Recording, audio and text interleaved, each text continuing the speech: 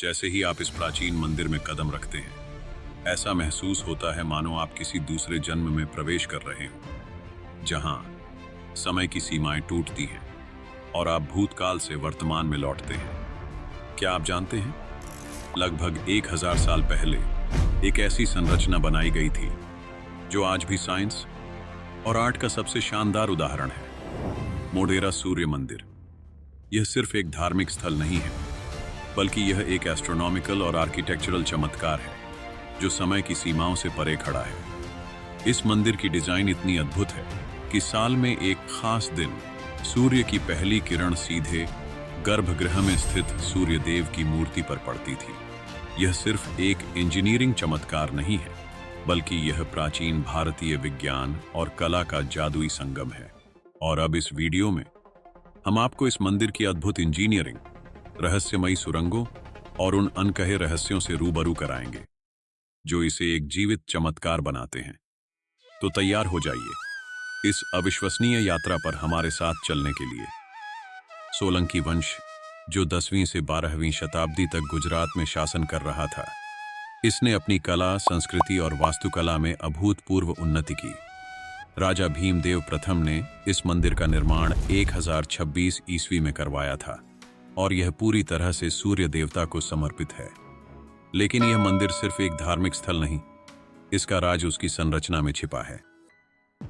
यह मंदिर 3 मुख्य हिस्सों में बंटा है: सूर्य कुंड, सभा मंडप और गर्भगृह।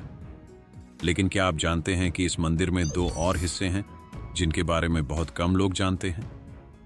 पहला, मुख्य प्रवेश द्वार।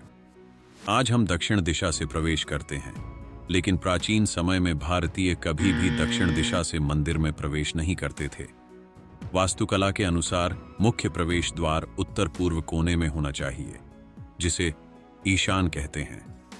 इस दिशा का चयन विशेष रूप से इसलिए किया गया था क्योंकि यह दिशा धार्मिक दृष्टि से शुभ मानी जाती थी। दूसरा, उत्तर दिशा में स्थित प्राचीन शिव मंदिर।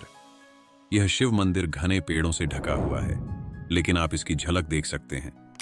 यहां एक बड़ा शिवलिंग और छोटे छोटे शिवलिंग हैं, जिन्हें पंचलिंगम कहा जाता है। ये पंचलिंगम दुर्लभ होते हैं और देखना एक अनोखा अनुभव है। तो यह वो 2 अद्भुत हिस्से हैं जो इस सूर्य मंदिर को और भी खास बनाते हैं। अब तक हमने सूर्य मंदिर की संरचना के बारे में जाना, लेकिन अब हम सबसे पहले उस खास हिस्से की बात करते हैं जो इस मंदिर की शान और उसकी अद्वितीयता का प्रतीक है: सूर्य कुंड। मोढेरा सूर्य मंदिर के पास स्थित सूर्य कुंड, जिसे राम कुंड भी कहा जाता है, एक ऐसी जगह है जो अपने आप में रहस्य और विज्ञान का अद्भुत मेल है। यहाँ की सबसे खास बात यह है कि इस कुंड का पानी कभी नहीं सूखता था। यह कुंड हमेशा जल से भरा रहता था और इसके चारों ओर 108 छोटे मंदिर बनाए गए हैं, जिनमें भगवान विष्णु, शिव, देवी शक्ति और अन्य देवताओं की मूर्तियां प्रतिष्ठित हैं। लेकिन क्या आपको पता है कि 108 की संख्या का महत्व सिर्फ धार्मिक नहीं, बल्कि यह एक खगोलीय रहस्य भी है। प्राचीन भारतीय खगोल शास्त्र में यह पाया गया कि सूर्य का व्यास पृथ्वी के व्यास का लगभग 108 गुना है। यही नहीं, सूर्य और पृथ्वी के बीच की दूरी भी सूर्य के व्यास का 108 गुना है। और इसी पैटर्न को चंद्रमा और पृथ्वी के बीच भी देखा जाता है, जहां चंद्रमा की दूरी उसके व्यास का 108 गुना है। यह संयोग नहीं है। हमारे पूर्वजों ने सूर्य, पृथ्वी और चंद्रमा के अद्भुत संबंधों को समझा था और इस समझ को सूर्य कुंड में समाहित किया। यही कारण है कि 108 को वैदिक संस्कृति में बेहद पवित्र माना गया है। अब जब हमने सूर्य कुंड के रहस्यों को जाना, तो आइए सभा मंडप की ओर बढ़ते हैं, जहां और भी अनकहे रहस्य हमें अपनी ओर खींचते हैं। सभा मंडप, जिसे नृत्य मंडप भी कहा जाता है, वह स्थान था जहां नृत्य और संगीत के भव्य कार्यक्रम होते थे। यह मंदिर का एक अभिन्न हिस्सा था, जहां राजा, पंडित और भक्त मिलकर धार्मिक अनुष्ठान करते थे। इस मंडप में कुल 52 स्तंभ हैं, जो वर्ष के 52 हफ्तों का प्रतीक है। इसके अलावा यहां हाथियों की संख्या 364 है और उनके बीच में एक सिंह की आकृति है, जो साल के 365 दिनों का प्रतीक है। अब इन स्तंभों की डिजाइन देखिए। अगर आप ऊपर से देखें तो ये गोल दिखाई देते हैं और नीचे से इनका आकार अष्टभुजाकार होता है। यह न केवल वास्तुकला का जादू है, बल्कि यह बताता है कि इस मंदिर की संरचना में गहरी गणना और वैज्ञानिक सोच का अद्भुत मेल है। इन स्तंभों पर महाभारत, रामायण और पुराणों की कथाएं उकेरी गई हैं। हर एक स्तंभ पर आप प्राचीन भारतीय कथाओं का दृश्य देख सकते हैं, जैसे रामायण की कथा, जिसमें सीता हरण और भगवान राम का संघर्ष दर्शाया गया है। वहीं दूसरी ओर अशोक वाटिका में बैठी मां सीता और हनुमान की आकृतियां हैं, जहां सीता अपने आंसुओं से भगवान राम की राह देख रही है और हनुमान जादू की तरह पंख लगाकर संदेश लेकर आ रहे हैं। मंदिर की छत पर नक्काशी का दृश्य बिल्कुल अद्भुत है। एक ओर भगवान राम अपने मूर्छित भाई लक्ष्मण को गोद में उठाए हुए हैं और दूसरी ओर हनुमान संजीवनी बूटी लेने के लिए पर्वतों की ओर बढ़ते जा रहे हैं। इस नक्काशी में न सिर्फ युद्ध की शक्ति है, बल्कि एक अलौकिक प्रेम और त्याग की भी झलक है। क्या आपने देखा है कि अधिकांश स्तंभों के ऊपर एक खास आकृति उकेरी गई है, जिसे कीचक कहा जाता है? यह आकृति एक रक्षा का प्रतीक मानी जाती है, जिसे छत का भार उठाते हुए दिखाया गया है। यह आकृति इस बात को दर्शाती है कि इस मंदिर को न केवल वास्तुकला के दृष्टिकोण से, बल्कि आध्यात्मिक रूप से भी एक मजबूत आधार पर रखा गया था। दीवारों के ऊपर कक्षासन नामक भाग है, जो अंदर की ओर झुका हुआ है, और यह बैठने के लिए आसन की व्यवस्था प्रदान करता है। जैसे ही आप मोढेरा सूर्य मंदिर के गर्भगृह की ओर बढ़ते हैं, आपको ऐसा महसूस होगा जैसे आप समय की परतों को चीरते हुए एक ऐसी दुनिया में प्रवेश कर रहे हैं, जहां हर दिशा एक महत्वपूर्ण संदेश देती है। यह कोई साधारण संरचना नहीं, बल्कि ऐसा प्रतीत होता है मानो देवताओं ने इसे अपने हाथों से गढ़ा हो। हर साल 21 जून को, जब उत्तरी गोलार्ध में सबसे लंबा दिन होता है, तब पृथ्वी न तो सूर्य की ओर झुकती है और न ही उससे दूर होती है। उसी दिन सूरज की पहली किरण मंदिर के नृत्य मंडप से होकर गर्भगृह तक पहुंचती है और यहां भगवान सूर्य की भव्य प्रतिमा, जिसके मुकुट में एक विशेष मणि जड़ी होती है, उस दिव्य प्रकाश से आलोकित हो उठती है। यह दृश्य न केवल आध्यात्मिक रूप से मंत्रमुग्ध कर देता है, बल्कि यह प्राचीन भारतीय वास्तुकला और खगोलीय ज्ञान का अद्वितीय प्रमाण भी प्रस्तुत करता है। गर्भगृह में एक ऐसा स्तंभ है जो बाकी स्तंभों से अलग दिखता है। इस स्तंभ पर 4 कीचक आकृतियां हैं और हर आकृति के 2 चेहरे हैं, एक सामने और दूसरा पेट के बाहर नक्काशी के साथ उकेरा गया है। खास बात यह है कि सभी पेट वाले चेहरों के हाव भाव अलग अलग हैं। यह डिजाइन अनोखा और रहस्यमय है, जो मंदिर के अन्य स्तंभों में नहीं मिलता। आखिर क्यों सिर्फ इस स्तंभ को इतना विशेष बनाया गया? क्या यह मंदिर की कला और विज्ञान का छिपा हुआ रहस्य है, या इसका कोई प्रतीकात्मक अर्थ है? क्या आप जानते हैं, इस गर्भगृह के बाहर 10 दिशाओं का ऐसा चित्रण है, जो न सिर्फ धार्मिक मान्यताओं को बल्कि जीवन की गहरी सच्चाइयों को भी उजागर करता है। उत्तर पूर्व दिशा, जिसे ईशान कोण कहते हैं, यहां भगवान शिव की मूर्ति है। लेकिन ठहरिए, यह केवल एक साधारण मूर्ति नहीं है। इसे ध्यान से देखें। ऐसा लगता है जैसे भगवान शिव अपनी जटाओं से अनंत ऊर्जा प्रवाहित कर रहे हों। क्या यह मूर्ति आपको ब्रह्मांड की शक्ति और संतुलन की ओर इशारा नहीं करती? अब चलते हैं उत्तर दिशा की ओर, जहां धन और समृद्धि के देवता कुबेर विराजमान हैं। उनकी आंखों में एक रहस्य है, जो मानो आपको यह पूछ रही हो, क्या तुमने अपनी इच्छाओं और लालच के बीच का फर्क समझा है? और उनके ठीक बगल में है उत्तर पश्चिम दिशा, जहां वायु देवता की मूर्ति खड़ी है। लेकिन देखिए, उनकी मुद्रा कितनी तेज और मुक्त है।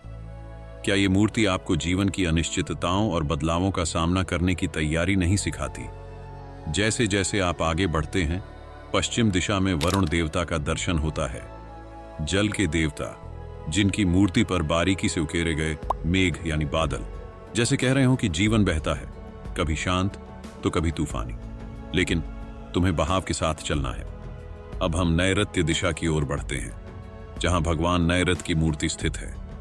यह भगवान शिव का एक विशेष रूप है, जिसमें उनके शरीर पर सांप लिपटे हुए हैं। इन सांपों का चित्रण जीवन के अंत और नए जन्म के चक्र का प्रतीक है। क्या यह संकेत नहीं देता कि हर अंत के बाद एक नया आरंभ होता है? और अब आती है सबसे गहरी और गंभीर मूर्ति, दक्षिण दिशा में, यमराज, मृत्यु के देवता। उनके चेहरे पर एक अजीब सा सुकून है जो डराने के बजाय जीवन की अनमोलता का एहसास कराता है। उनके पास खड़े रहकर लगता है जैसे समय की सुइयां धीमी हो गई हों और वे आपसे कह रही हों, हर पल को जियो, क्योंकि यह पल फिर नहीं आएगा। अब हम दक्षिण पूर्व दिशा की ओर बढ़ते हैं, जिसे आग्नेय दिशा कहा जाता है, जहां भगवान अग्नि विराजमान है। उनकी मूर्ति में बारीकी से उकेरी गई आग की लपटें और गर्मी का प्रतीक जीवन की ऊर्जा और शक्ति को दर्शाते हैं। अग्नि देवता की उपस्थिति हमें यह याद दिलाती है कि जीवन की ऊर्जा सिर्फ बाहरी दुनिया में ही नहीं, बल्कि हमारे भीतर भी बसी हुई है। आखिर में हम पहुंचते हैं पूर्व दिशा की ओर। यही वह स्थान है जहां कभी सूर्य देवता की मूर्ति विराजमान थी। अब वो मूर्ति वहां नहीं है, लेकिन उसकी अनुपस्थिति भी जैसे सवालों की झड़ी लगा देती है। क्या आप इसे महसूस कर सकते हैं? सूर्य की ऊर्जा जो हर दिशा में फैलती है, यहां के हर पत्थर में बसती है। इस मंदिर की 1008 हाथियों की संख्या, जो 9 से विभाजित होकर 108 में बदलती है, धर्म, अर्थ, काम और मोक्ष जैसे जीवन के 4 पहलुओं को अद्भुत ढंग से दर्शाती है। क्या यह संयोग है या फिर इसमें कोई छुपा हुआ संदेश है? हर दिशा, हर मूर्ति और हर नक्काशी एक गहरी पहेली के समान है, जिसे हल करना शायद असंभव है। मंदिर के नीचे 2 रहस्यमयी सुरंगों हैं। पहली सुरंग पाटन की ओर जाती थी, जो कभी सोलंकी साम्राज्य की राजधानी थी। दूसरी सुरंग लगभग 54 किलोमीटर दूर स्थित जसमालनाथ जी महादेव मंदिर असोदा तक जाती थी। यह माना जाता है कि इन सुरंगों का उपयोग प्राचीन काल में सुरक्षा और आपातकालीन परिस्थितियों में मंदिर और आसपास के क्षेत्रों को बचाने के लिए किया जाता था। हालांकि आज ये सुरंगें बंद हो चुकी हैं, लेकिन उनके अवशेष इस स्थल के गौरवशाली अतीत और रहस्यमय इतिहास की गवाही देते हैं। हमारे इतिहास का एक बहुत ही दर्दनाक और दिल को छू लेने वाला पल था, जब अलाउद्दीन खिलजी जैसे निर्दयी आक्रमणकारी ने इस भव्य सूर्य मंदिर को नष्ट कर दिया। हिंदू परंपरा में जब कोई मंदिर टूट जाता है तो उसे फिर से पूजा के योग्य नहीं माना जाता। यही वजह है कि आज हम यहाँ पूजा नहीं करते। सदियों की कहानी समेटे हुए मोढेरा सूर्य मंदिर ने न केवल समय की मार झेली, बल्कि प्राकृतिक आपदाओं के सामने अपनी मजबूती भी साबित की। 1962 में गुजरात सरकार ने इसके कुछ हिस्सों का पुनर्निर्माण किया, लेकिन 2001 के भुज भूकंप में नया हिस्सा क्षतिग्रस्त हो गया। इसके बावजूद मंदिर के पुराने हिस्से ने अपनी संरचना और ताकत को बनाए रखा। यह सिर्फ एक मंदिर नहीं है, यह हमारी संस्कृति, विज्ञान और वास्तुकला की महानता का प्रतीक है। मोढेरा सूर्य मंदिर ने समय की कड़ी परीक्षा और कई प्राकृतिक आपदाओं को सहा है, लेकिन आज मोढेरा सूर्य मंदिर न केवल हमारे इतिहास की धरोहर है, बल्कि यह यूनेस्को की विश्व धरोहर स्थलों की सूची में भी शामिल है, जो हमारे देश की महानता को दर्शाता है। गुजरात सरकार इसके संरक्षण और विकास के लिए निरंतर प्रयास कर रही है, ताकि आने वाली पीढ़ियां इस अद्वितीय धरोहर को देख सकें।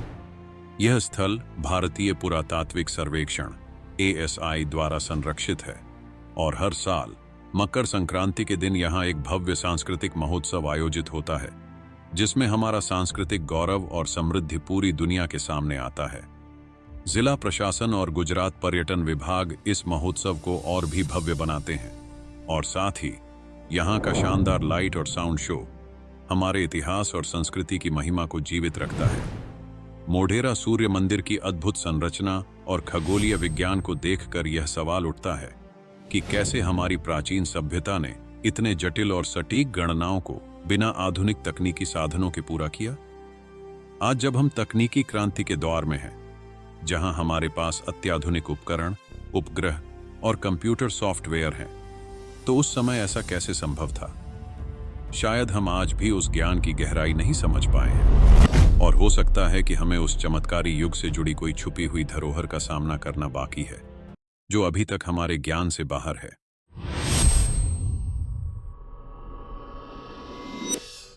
इस डॉक्यूमेंट्री को देखने के लिए आपका बहुत बहुत धन्यवाद। आपने मोढेरा सूर्य मंदिर के रहस्यों और उसकी संरचना को जानने के लिए जो समय दिया, मैं उसके लिए दिल से आभारी हूँ। आपको ये डॉक्यूमेंट्री कैसी लगी, कृपया नीचे कमेंट सेक्शन में बताएं। अगर आपको ये वीडियो पसंद आया तो लाइक करें, शेयर करें और इसे उन लोगों के साथ शेयर करें जिसे ये रोचक विषय पसंद आ सकता हो। तो मिलते हैं अगले नई वीडियो में, तब तक के लिए बाय।